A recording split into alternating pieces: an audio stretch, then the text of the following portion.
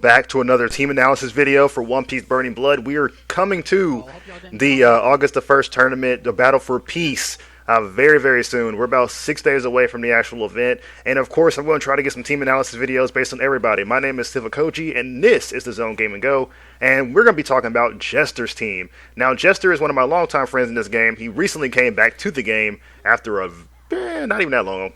Not long ago. He's probably been on the lowest retirement out of anybody who's actually come back to this game that we actually have.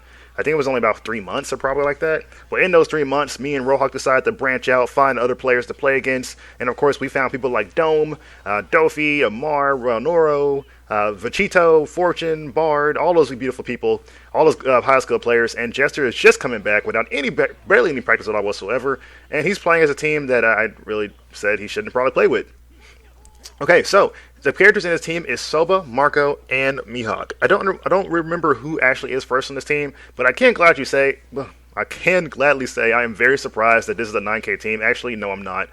He's been very famous or infamous for switching his characters out a lot whenever he's playing this game. I mean, usually he'll try to keep them for like a little bit, but most of the time he is mainly switching out. So, but for this case, we are going to be talking about Marco, Soba, and Mihawk. Now, this is 9K, so similar to how Vachito plays in this game. And now Marco is probably his least used character. I believe Marco is his starter character in this game, or starter character for this team. And Marco, in my opinion, compared to most Marcos I've seen, was pretty bad. But honestly, I can be completely honest because I know him. I actually physically know him. So the Marco play I already knew was kind of like early play, which means that he basically doesn't have much experience with the character. And he was mainly using the character to actually counterpick other people as well anyway. Now, Marco is generally used by a lot of low-ranking people, not low-ranking, but kind of like beginner-level people, simply because of how he is and how he can basically deal damage really quickly. But he is very low damage character, so if you are just left with him by himself, or perhaps your opponent just KOs the rest of your team, it pretty much sucks for Marco. So I can kind of see how Jester was repeatedly letting this character die first, and so he wouldn't be the last person, which is a very, very good thing to do. But like I said, it was probably a test count character at the time. I don't think we're going to see Marco again for the tournament in any means. Okay, coming up next too is Mihawk. Now, Mihawk might have been the starter. It might have been Marco or Mihawk, one of those guys. Now, Mihawk is the go-to for a lot of players to actually rush in and go in head first. Now, I believe out of all of his characters, Mihawk is probably one of Jester's best characters alongside Soba. He does a very good job of utilizing his special movement to kind of snipe his opponents and do major damage, as well as getting him out of situations that you normally would think that he would get caught in. Now, this moment right here is one of the most important moments of this match, as Jester was able to actually fight through his team with this low amount of HP with just Soba and Mihawk pretty easily, as a matter of fact. But Mihawk, on the other end, was, like I said, generally used for just getting your opponent or taking your opponent off guard and just kind of dealing damage as time goes by. Now, Soba, on the other hand, is pretty much the big damage to the team. Soba did an excellent job of catching people with his Flame Fist, as well as getting the switch out combo with the Marco, as well as the Mihawk to deal some good damage with the character. Now, Soba has a very evasive playstyle as well, by using the backflips as well as the jumping attacks and stuff to kind of get the best of his opponent. He does an amazing job against giant-based characters, so one of the reasons why I had to be really careful when I was playing with Kumba to go up against him. Now, Jester also has a really weird ability to actually kind of like triumph over matches that you probably would think he would lose against. As you can see, he has Rosa the Coliseum just to keep everybody close, and that's kind of comes down to the Mihawk and Marco of the team. And Soba can just make good comebacks with that awakening. All of his characters and his team actually have a good opportunity to actually make comebacks with their awakening, except Marco probably barely because of the damage output he already employs.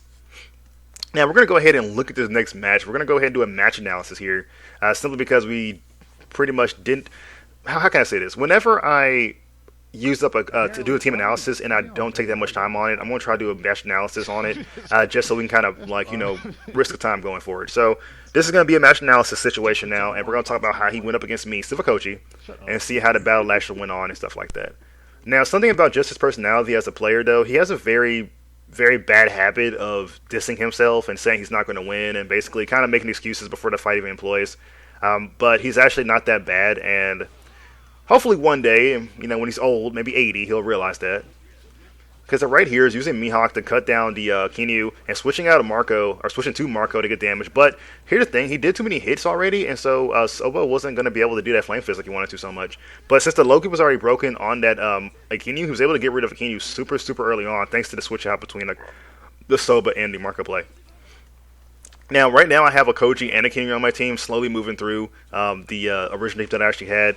When I went the counter, I tried to actually counteract him, but of course it didn't work. But there you go with the beautiful ice time on him, and got the beautiful damage output with the Unity Chain on that character. Put pretty much 90% damage on that Marco though. Soba, on the other hand, had an amazing job in survivability, but of course not like this. Messed up my ice ball, which is pretty bad. Soba took the advantage of that. Probably going to end with a Dragon Claw. Nope, the switch out with the Mihawk. Very good. Another switch out, but got caught in the counter just because Ice Time and the Koji go so well together.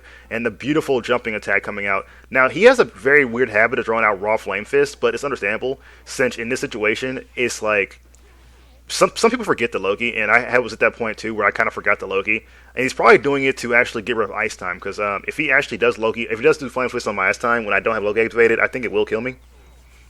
And just like that, Soba was able to get through a Koji, and now it's just Kuma. Now at this point, Kuma versus Soba, we have done this matchup like a billion times, and this is not going to work. And just like that, we're able to counter against this character, using Awakening with Kuma to power him up. And most likely the switch out from Soba is going to be assured simply to get out of those combinations and use the Loki to his advantage.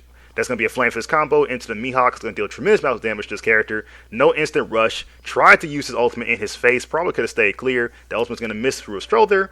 And then Mihawk is going to be able to kill Kuma right here. Wasn't really necessary to do that heavy guard break, but it was the decisions that really came from that match that got him to win, as well as the kind of mistakes in on my part.